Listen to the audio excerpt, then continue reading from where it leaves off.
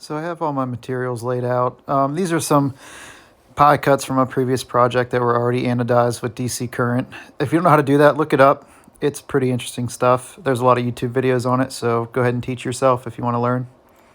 Right here I'm taping everything together so I can get ready to tack it.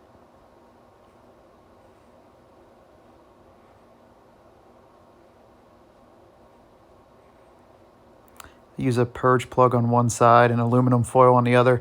Those purge plugs are only good for about an inch of material before they start to melt away. So if you're welding a seam that's closer than an inch, they're going to get all gooey and tacky on you and stick to your material, and it's just not a fun time cleaning that up. So here I am laying down some tacks, just getting everything held in place. I'm back purging these tacks. I do 10 CFH through the purge cap, 40 CFH through the cup. I think I'm doing 2 seconds of pre-flow and 15 seconds of post-flow here. So that's why there's the pause after every tack, waiting for the post-flow to run out.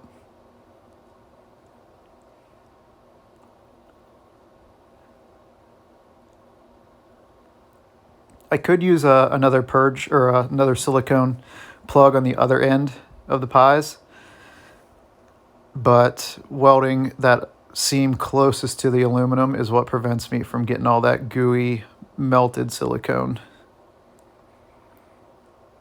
Always clean your filler wire. You saw all that crap that's on there.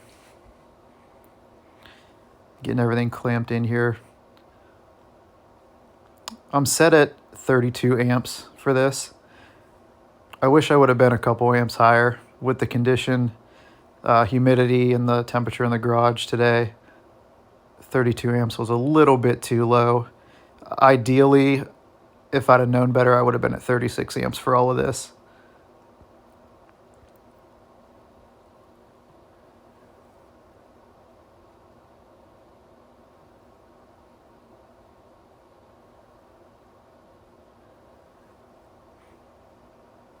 There's nothing quick about welding titanium.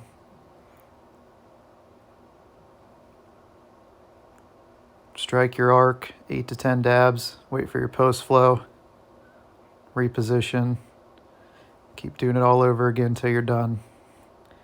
I think I dipped my tungsten there. Happens to the best of us. Actually, it happens to everybody. If you say you never dip your tungsten, you're a liar.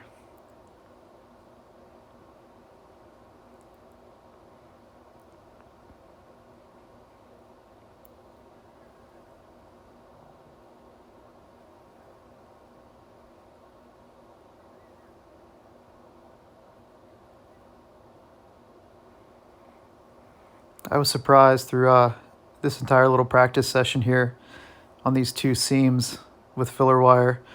I didn't stick my filler rod once. That usually happens once or twice, inevitably. I did dip the tungsten a couple of times, but that's not hard to deal with. If that ever happens to you, especially with welding titanium, you want to make sure you let your post flow run completely, and then you can kind of wiggle the tip of your tungsten out of the weld puddle. Most of the time you get a nice clean break. You don't have to regrind your tungsten. Sometimes you don't, and it's recommended that you flip your tungsten over or regrind it.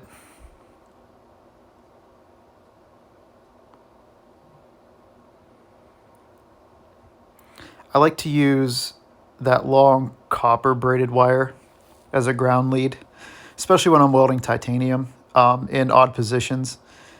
That pretty much enables me to be able to weld that, cradling it in my lap if I needed to. I'm not tied to having to be able to touch the table with the material to get a good ground connection. It really opens up the possibilities and enables you to get a good weld position.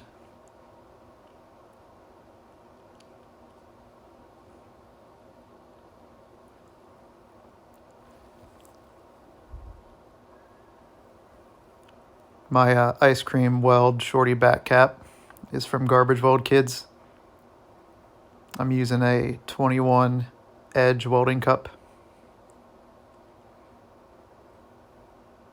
1mm CP1 filler rod. Like I said earlier, about 40 CFH of gas through the cup, 32 amps.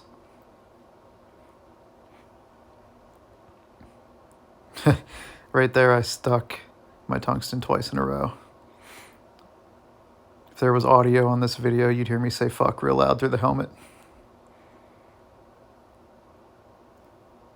It is a slow therapeutic process, but sometimes it can piss you off.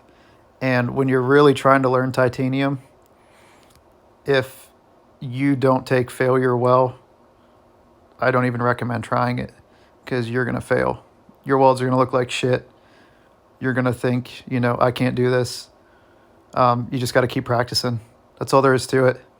Don't give up. I have hours and hours and hours. And the only reason I'm doing this project right here, this little practice project, is because I haven't done anything in a couple of days. And, you know, I'm worried, you know, it's one of those, you don't use it, you lose it type of things. So I just want to keep, you know, my skills sharp. Make sure the muscle memory doesn't fade away.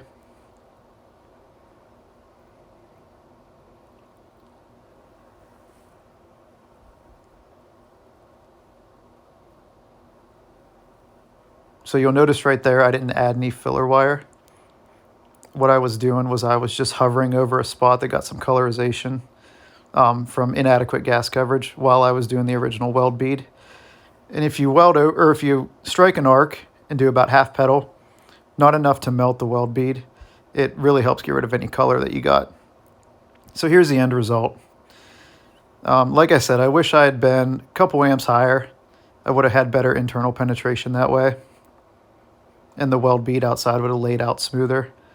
And here's some examples of some previous work. Thanks for watching.